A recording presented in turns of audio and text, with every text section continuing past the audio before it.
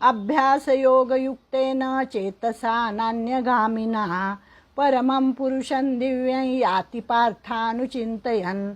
हे पृथानंदना, कशी वेगवेगळी नावं दिली आहेत बघा. तेव्हा कौंतेय म्हटलं म्हणजे कुंती पुत्रा, आणि इथे पृथानंदना पृथा पार्थानुचिंत पार्थ म्हटलंय म्हणजे पृथेचा पुत्र म्हणून त्याला पार्थ म्हटलेलं आहे.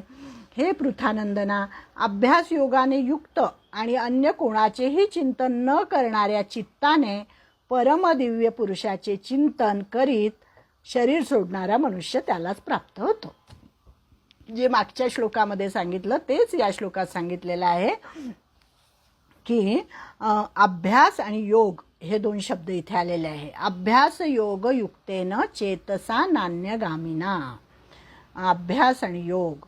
मग अभ्यास म्हणजे काय की संसारातून मन काढून घेऊन परमात्म्यात वारंवार लावणे याला अभ्यास म्हणतात. वारंवार एखाद्या गोष्टीचा अभ्यास करणं म्हणजे हे जे 3 प्रकारची स्मरण आपल्याला सांगितलेलं आहे की भगवंताचं स्मरण कसं करायचं. तर प्रत्येक काम करण्याच्या पूर्वी भगवंताला आठवायचं आणि ते काम करायचं. म्हणजे काम करायचं आणि भगवंताला आठवायचं. दुसरी अवस्था भगवंताला आठवायचं आणि मग काम करायचं. आणि तिसरी अवस्था काम हेच भगवंत आहे असं समजून काम करायचं. तर असं स्मरण म्हणजे याला अभ्यास म्हणतात. आणि वारंवार आता आपण विसरून जातो ह्या गोष्टी आणि पुन्हा संसाराच्या ह्याच्यामध्ये आपण. आता मी कधी मनामध्ये हरिपाठ म्हणत असते. हरिपाठ म्हणता मी इतर कामं करायला लागले की त्याच कामामध्ये इतकी गढून जाते की अरे कुठे गेला हरिपाठ असं होऊन जातं. तर तसं न होता तो हरिपाठ कायम मनामध्ये चालू राहायला पाहिजे. काम थोडं बिघडलं इकडच्या तिकडं झालं तर चालू शकतं, पण अजून आपली अवस्था तशी काही होत नाही. याला अभ्यास म्हटलेला आहे. आणि योग कशाला म्हटलेलं आहे. समतेचं नाव योग आहे. समत्वम योग उच्यते. अभ्यासात मन लागल्याने प्रसन्नता होते आणि मन न लागण्याने खिन्नता होते. हा अभ्यास तर आहे, पण अभ्यास योग नव्हे. अभ्यास योग केव्हा होतो. योग म्हणजे काय, त्याच्याशी जोडलं जाणं. म्हणजे असं स्मरण करता करता आपण जेव्हा त्याच्याशी जोडलं जातो, सतत भगवंताचं स्मरण आपल्या मनामध्ये, त्याच्या लीला, त्याचं नाव किंवा त्यांनी केलेले सगळे पराक्रम, त्याचा प्रभाव, म्हणून चरित्र वाचायला पाहिजे.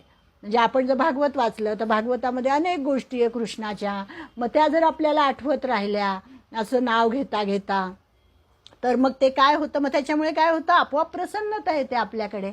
आणि मग ती प्रसन्नता आली की मग आपण मग तो अभ्यास योग होतो. तो त्याच्याशी जोडलं जातो ना.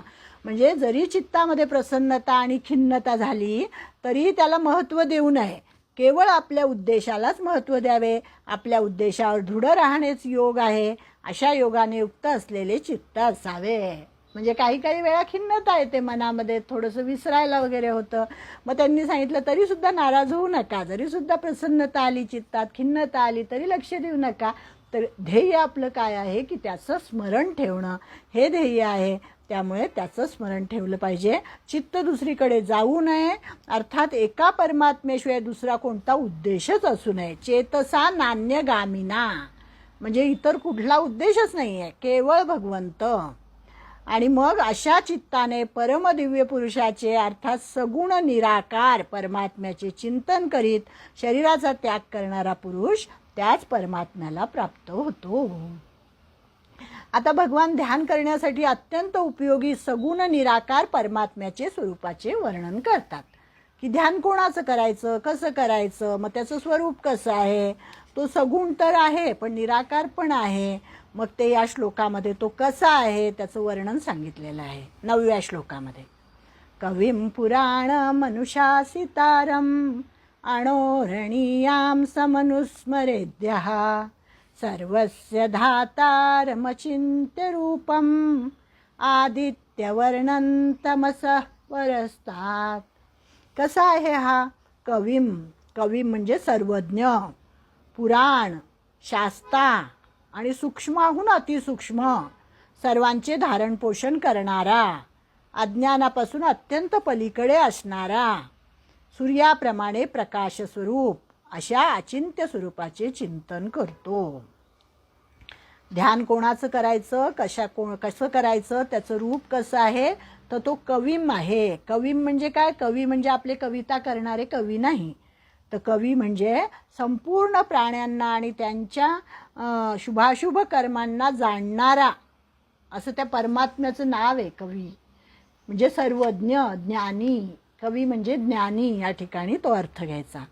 पुराणम म्हणजे काय, ते परमात्मा सर्वांचे आदी असल्याने पुराण म्हटलेलं आहे त्यांना. अतिशय पुराण, ज्याला आदी नाही, ज्याला अंत नाही, असा तो अनादी, म्हणून पुराण. अनुशासितारम, शासन आहे तो, अनुशासन करणारा आहे. म्हणजे कसं की आपण डोळ्यांनी पाहतो, मग डोळ्यावर आपल्या मनाचं शासन असतं. मन जे म्हणतं त्याच्याकडे आपण पाहतो. मन म्हणालं आत्ता माझं की इकडे बघ, की मी तिकडे बघते. म्हणजे मनावर बुद्धीचा अंमल असतो आणि बुद्धीवर अहम शासन करते. म्हणजे आणि ह्या सर्वांचा आश्रय कोण असतो, परमात्मा असतो. त्यामुळे बुद्धीचा प्रेरकही परमात्मा असतो आणि म्हणून त्याला अनुशासिता असं म्हटलंय. कविम पुराण मनुशासितारम म्हणजे अनुशासन करणारा. अणोरणीयाम समनुस्मरेद्यहा म्हणजे जो अणुपेक्षाही सूक्ष्म आहे. भगवंत कसा आहे, तर अणुपेक्षाही सूक्ष्म आहे, परमाणुपेक्षाही अत्यंत सूक्ष्म आहे. म्हणजे परमात्मा मनबुद्धीचे विषय नाही, मनाने आणि बुद्धीने तो कळत नाही. तर त्याच्याही पलीकडे अतींद्रिय अवस्था जेव्हा होईल तेव्हा भगवंताची प्राप्ती होते असं सांगतात. म्हणजे मनबुद्धी त्याला ग्रहण करू शकत नाही. मनबुद्धी प्रकृतीचे कार्य आहे आणि त्यामुळे प्रकृतीला सुद्धा ग्रहण करू शकत नाही. मग परमात्मा तर त्या प्रकृतीपेक्षाही अत्यंत सूक्ष्म आहे. म्हणून परमात्मा सूक्ष्मापेक्षाही अत्यंत सूक्ष्म आहे. म्हणजे सूक्ष्मतेची परिसीमा म्हटलेलं आहे. म्हणून कविम पुराण मनुशासितारम अणोरणीयाम समनुस्मरेद्यहा, अणुपेक्षाही परमाणुपेक्षाही सूक्ष्म. आणि सर्वस्य धातारम अचिंत्य रूपम, सर्वस्य धातारम म्हणजे परमात्मा कसा आहे, अनंत कोटी ब्रह्मांडांना धारण करणारा असा आहे. त्यांचे पोषण करणारे आहेत. त्या सर्वांना परमात्म्यापासूनच सत्ता स्फूर्ती मिळत असते. म्हणून ते परमात्मा सर्वांचे धारण पोषण करणारे, म्हणून सर्वस्य धातारम म्हटलेलं आहे. तमस परस्तात, तमस म्हणजे काय, अज्ञान, अंधार. तर अज्ञानापासून अत्यंत पलीकडे आहे, अर्थात पूर्णपणे अज्ञान रहित आहे. त्यांचे ठिकाणी लेश मात्रही अज्ञान नाही आणि अज्ञानाचेही प्रकाशन करतात.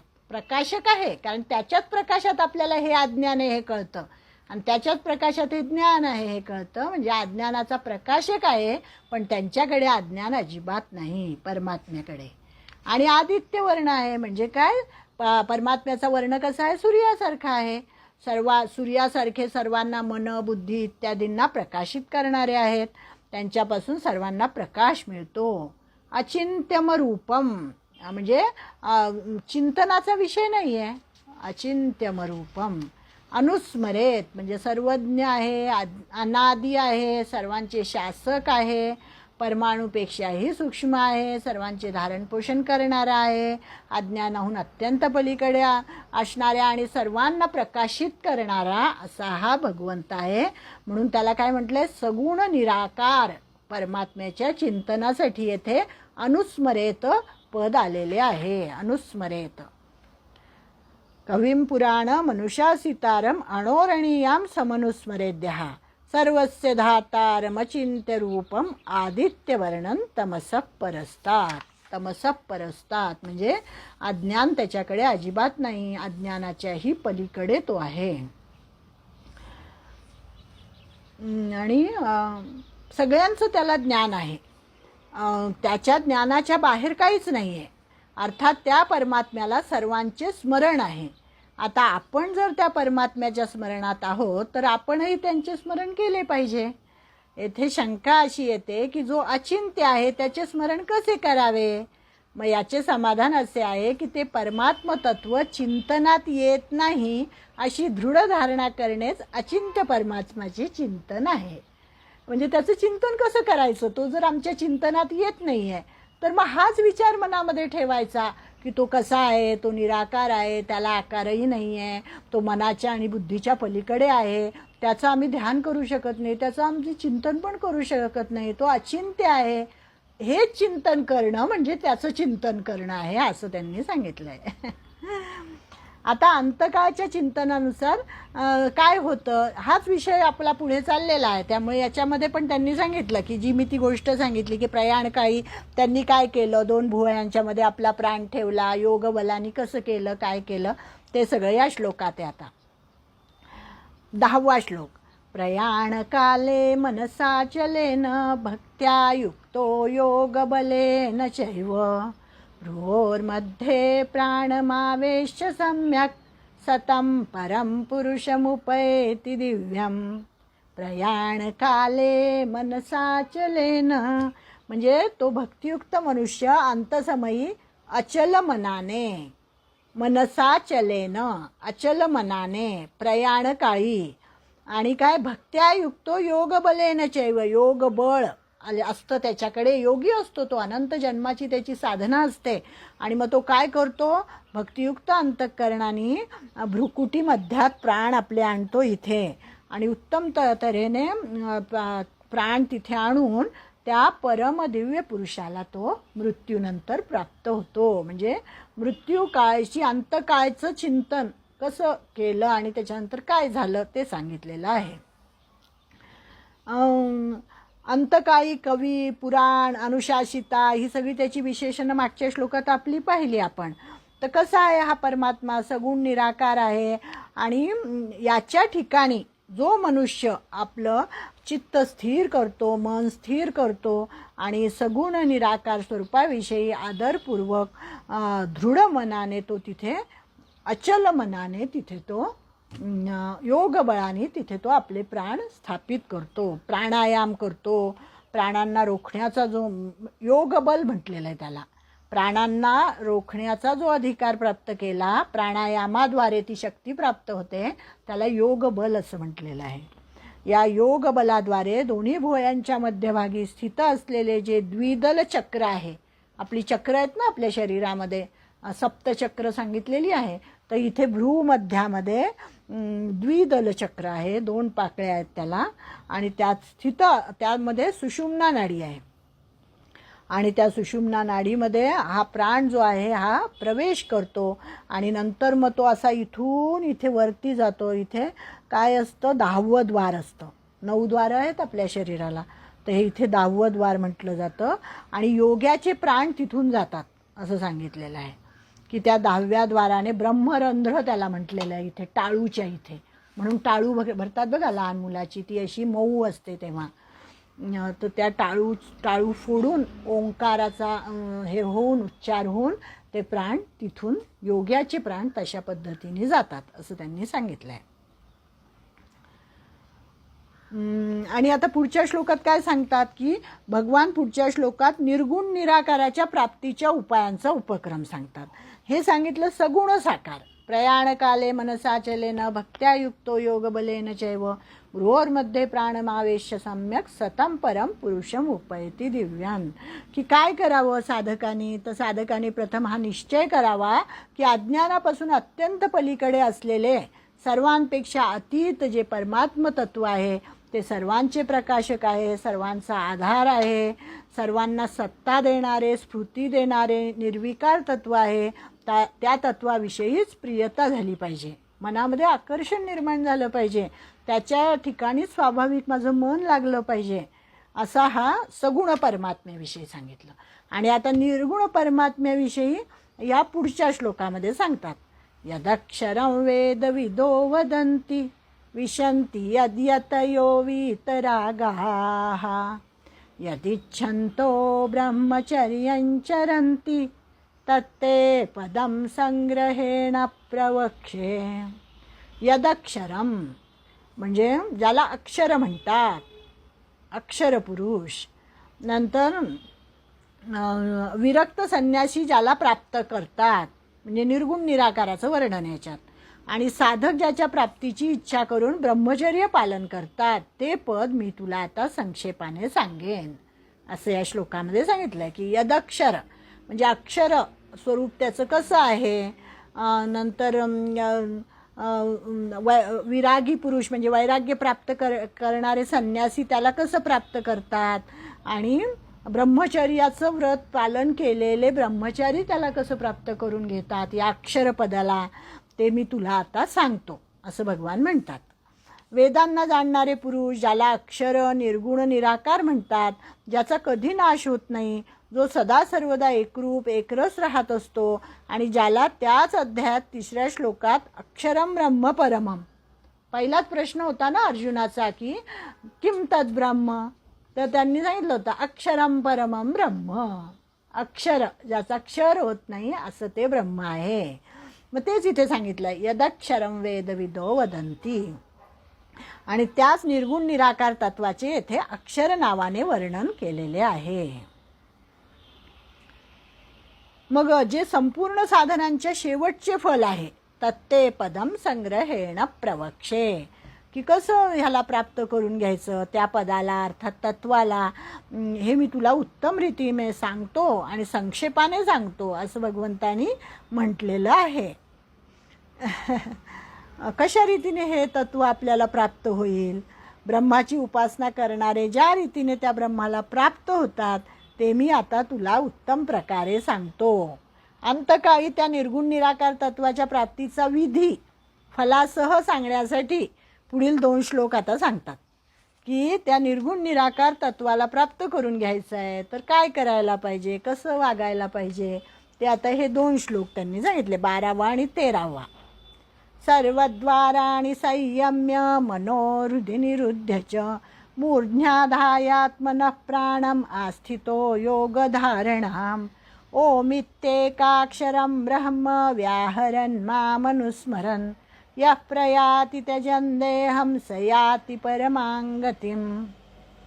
इंद्रियांची संपूर्ण द्वारे रोखून धरून, मनामध्ये हृदयात निरोध करून आणि आपले प्राण मस्तकात स्थापित करून, तेच आता आपलं तेच चालले अंतकालेच्या मामेव तिथपासून हे सगळं सुरू झालेलं आहे आणि पुढे पुढे तेच आपल्याला आपल्या मनावर ठसावं म्हणून भगवंत सांगत आहेत की सर्व आत्ताच मी सांगितलं 9 द्वारं आहेत आपल्या शरीराला, मग त्या सगळ्या दारांना संयम करायचा, मनाचाही संयम करायचा, आपले प्राण मस्तकात आणायचे आणि मग तो साधक काय करतो, ओम ह्या एकाक्षर ब्रह्माचं उच्चारण करतो आणि माझे स्मरण करत करत तो देह सोडून जातो आणि परमगतीला प्राप्त होतो. ओमित्येकाक्षरं ब्रह्म, ओम या अक्षराचा तो उच्चार करतो. यः प्रयाति त्यजन् देहम, आणि अशा प्रकारे तो त्याचा देह टाकतो आणि स याति परमां गतिम, माझ्या गतीला येऊन मिळतो असं सांगितलेलं आहे. म्हणजे अंतसमयी संपूर्ण इंद्रियद्वारांचा संयम करून घ्यावा, अर्थात शब्द, स्पर्श, रूप, रस, गंध या 5ही विषयांपासून क्रमाक्रमाने श्रोत्र म्हणजे कान, कानाचा विषय काय शब्द, त्वचेचा विषय स्पर्श, नेत्राचा विषय रूप, रसनेचा रस आणि नासिकेचा आहे गंध. म्हणजे ह्या सगळ्या विषयांपासून स्वतःला संयमित करायचं. म्हणजेच काय करायचं, बोलणे, ग्रहण करणे, गमन करणे, मूत्रत्याग, मलत्याग या 5ही क्रियांपासून क्रमाने वाणी, हात, चरण, उपस्थ आणि गुदा त्या 5 कर्मेंद्रियांचा संपूर्णपणे निरोध करायचा. योगश्चित्तवृत्ती निरोधः, चित्तवृत्तींचा निरोध आणि या कर्मेंद्रियांचा, ज्ञानेंद्रियांचा यांचा सुद्धा निरोध करायचा. आणि म्हणजे मग काय होईल म्हणे, इंद्रिये आपापल्या स्थानात राहतील, ते बहिर्मुख होणार नाहीत तर ते अंतर्मुख होतील. आणि मग मनाचा हृदयामध्ये निरोध करावा, अर्थात मनाला विषयाकडे जाऊ देऊ नये. आपलं मनच विषयाकडे जातं आणि म्हणून मग ते आपलं कर्मेंद्रिय काम करतात. म्हणजे आता मन मला म्हणालं की असा हात कर, मग माझा हात असा होतो लगेच, पण मनच जर माझं शांत राहिलं तर माझा हात आहे तसाच राहील, काहीच करणार नाही. म्हणून त्यांनी सांगितलं मनमनाभव मत भक्तो, की तुझं मन मला दे, मयी अर्पित मनो बुद्धी, झालं ना आत्ता, की तुझं मन बुद्धी मलाच अर्पण कर. मग विषयाकडे जाऊ देऊ नये आणि त्यामुळे मन आपल्या स्थानातच राहील, हृदयातच राहील. आणि मूर्ध्याधायात मनः प्राणम, प्राणाला मस्तकात धारण करावे, अर्थात प्राणावर आपला अधिकार प्राप्त करून 10व्या द्वारात म्हणजे ब्रह्मरंध्रात प्राणाला रोखून धरावे. अशा प्रकारे योग म्हणजे हे निर्गुण निराकाराचं चाललं आहे बरं का. निर्गुण निराकाराची प्राप्ती कशी करून घ्यायची हे सगळं योग्यांचं काम आहे. अशा प्रकारे योगधारणेमध्ये स्थित व्हावे. इंद्रियांनी कोणतीही क्रिया करू नये, मनानेही संकल्प विकल्प करू नये, प्राणावर पूर्ण अधिकार प्राप्त करावा आणि यालाच काय म्हणतात, योगधारणेमध्ये स्थित होणं असं म्हणतात. आणि मग ओमित्येकाक्षरं ब्रह्म, यानंतर ओम या प्रणवाचा मानसिक उच्चार करावा. माझे अर्थात निर्गुण निराकार परम अक्षर ब्रह्माचे, याचे वर्णन याच अध्यायाच्या 3ऱ्या श्लोकात झाले आहे. ओमित्येकाक्षरं ब्रह्म. सर्व देश काल वस्तू व्यक्ती घटना परिस्थिती इत्यादीत एक सच्चिदानंद घन परमात्माच सत्ता रूपाने परिपूर्ण आहे अशी धारणा करणे हेच माझे स्मरण आहे.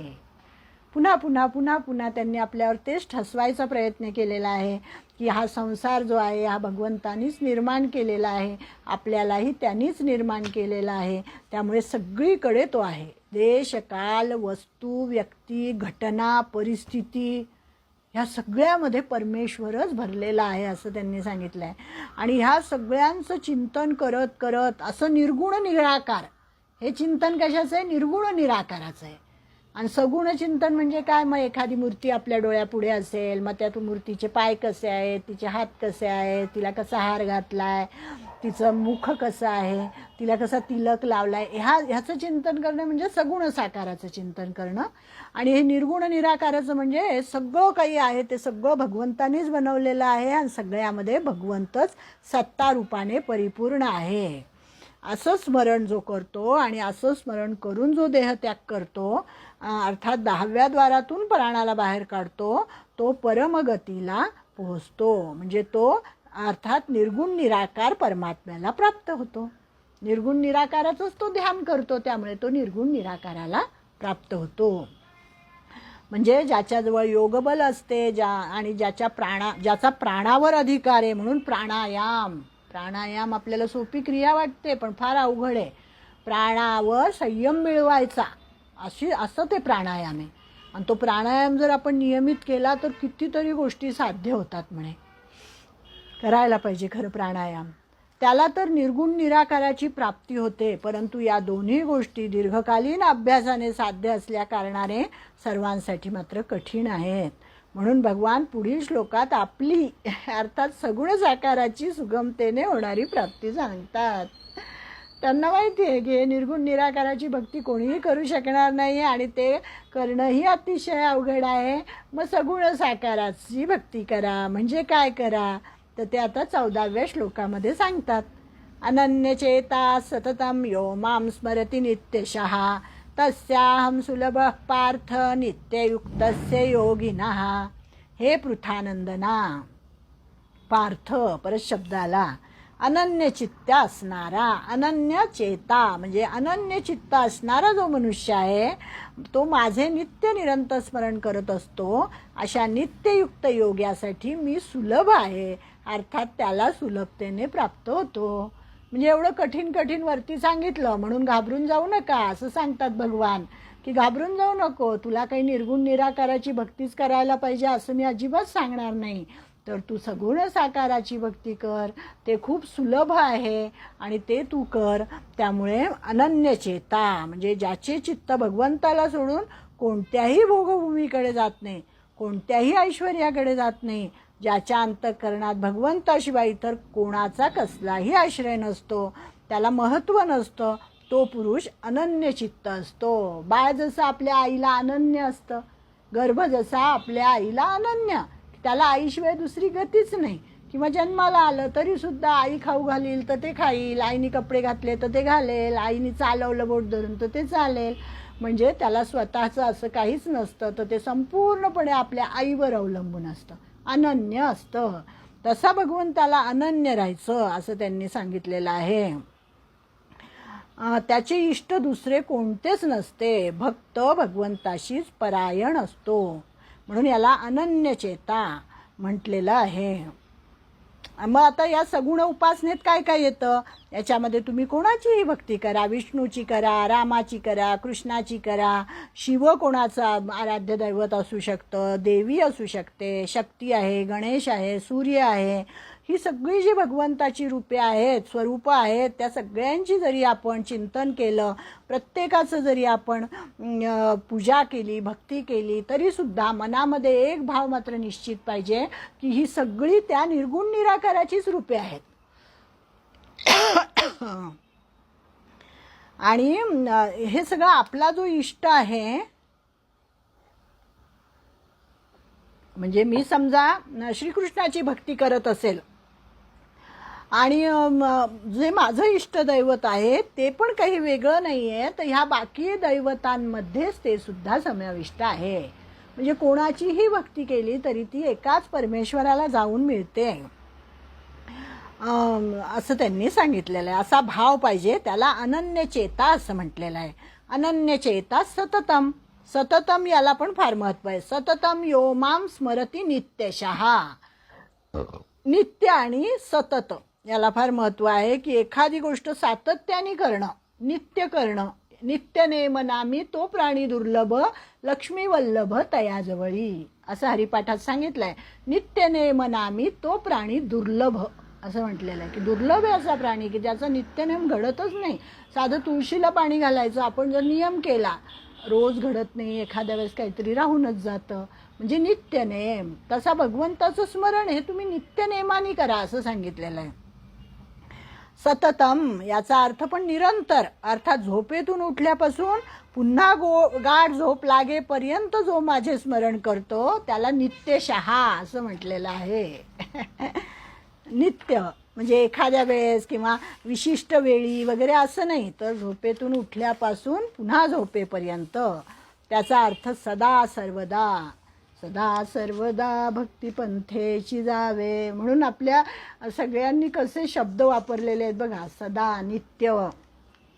अर्थात या गोष्टीला ज्या दिवसापासून पकडले त्या दिवसापासून नियमितपणे थेट मृत्यूपर्यंत जो माझे स्मरण करत असतो, म्हणजे आता मला कळलंय की त्याचं स्मरण करायला पाहिजे, मग या क्षणी जर मी आता स्मरण करायचं असं ठरवलं तर ते कधी, आज, उद्या, परवा आणि मग सोडून दिलं असं नाही. तर त्यांनी सांगितलं मृत्यूच्या शेवटच्या क्षणापर्यंत जो माझं असं स्मरण करतो त्याला नित्यशः असं म्हटलेलं आहे. अनन्यचेता आणि नित्यशः. तस्याहम सुलभ पार्थ, मग मी त्याच्यासाठी सुलभ आहे, त्याला मी पटकन सापडतो असं सांगितलेलं आहे. सोपा आहे मी त्याच्यासाठी.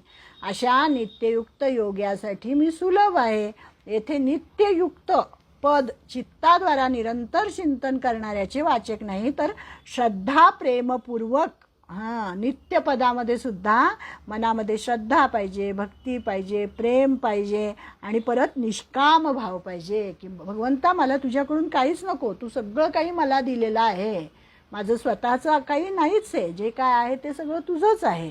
म्हणजे भगवंताविषयी स्वतः आकृष्ट होणाऱ्याचे हे वाचक आहे की मी त्याच्याकडे आकृष्ट झालं पाहिजे की भगवंतानीच मला निर्माण केलेलं आहे आणि त्याचंच मला स्मरण करायचं आहे. मग ते कसं म्हणे की जसा एखादा ब्राह्मण असतो, त्याला काही सांगावं लागतं का की तो ब्राह्मण आहे? त्याला सतत स्मरण असतं की मी ब्राह्मण आहे याचं, त्याला सतत स्मरण असतं. तसं मी भगवंताचा आहे आणि भगवान माझे आहेत या नित्य संबंधात दृढ राहणाराच नित्ययुक्त आहे. नित्ययुक्त उपासते नित्ययुक्तस्य योगिनः. अशा नित्ययुक्त योग्याला भगवान सुलभतेने प्राप्त होतात. म्हणजे भगवंताशिवाय शरीर, इंद्रिये, प्राण, मन, बुद्धी हे काहीच आपलं नाही आहे, तर केवळ भगवंतच आपले आहे असे दृढतेने मानल्यास भगवान सुलभ होतात. परंतु शरीर इत्यादींना आपले मानत राहिल्याने भगवान सुलभ होत नाहीत. छान सांगितलंय. 5 मिनिटं थोडे जास्त झाले आपले, पण ठीक आहे, एवढं पूर्ण करते की भगवंताशी आपली भिन्नता तसेच संसाराशी आपली एकता कधी झाली नाही, होणार नाही आणि होऊ शकत नाही. अशा रीतीने मनुष्याची भगवंताशी स्वतः स्वाभाविक अभिन्नताच असते. म्हणजे तो अभिन्नच आहे माझ्यापासून, तोच मी आहे ना. तो सांगतो एका अंशेन स्थितो जगत ममैव अंशो जीव लोके. म्हणजे माझ्या एका अंशाने हा सगळा संसार, ही सगळी सृष्टी बनलेली आहे, त्यामुळे मी त्याच्यापासून अभिन्नच आहे. पण मला ते अजून कळत नाही, तर मी भगवंताला आपल्यापासून वेगळा समजतो असं त्यांनी सांगितलेलं आहे. पण जो त्याला असा वेगळा समजत नाही, त्याची धारणा, ही विपरीत धारणा जेव्हा नष्ट होते तेव्हा भगवान स्वतः सुलभ आहेत. म्हणजे 8व्यापासून 13व्या श्लोकापर्यंत त्यांनी सगुण निराकार आणि निर्गुण निराकाराचे स्मरण सांगितले. आणि या दोन्ही स्मरणात प्राणायामाची मुख्यता सांगितलेली आहे, जी सिद्ध करणे कठीण आहे. अंतकाळासारख्या बिकट अवस्थेतही प्राणायामाच्या बलाने प्राणाला भुवयांच्या मध्यभागी स्थापन करू शकेल आणि दशमद्वारामध्ये आपलं योगबल जो लावेल, हे कठीण आहे ना. असा प्राणावर अधिकार असणे आवश्यक आहे. परंतु भगवंताच्या स्मरणात ही कठीणता नसते. म्हणजे आधी योगी कसा प्राण सोडतो ते सांगितलं आणि मग त्याला मी प्राप्त होतो. पण आता हे योगी सगळेच काही योगी नाही आहेत, मग आम्ही सर्वसामान्य आहोत. मग आमच्यासाठी काय सांगितलं की तुम्ही असं करा, प्राणावर विजय वगैरे मिळवण्याचं काही भानगड नाही, तर तुम्ही काय करा, फक्त माझं स्मरण करा. आणि याच्यामध्ये इंद्रिय, मन, बुद्धी इत्यादींची जरुरी नाही आहे. जसे एखाद्या वस्तूचा विमा उतरलेला असल्यावर वस्तूचे बिघडणे, तुटणे, फुटणे याची चिंता राहत नाही.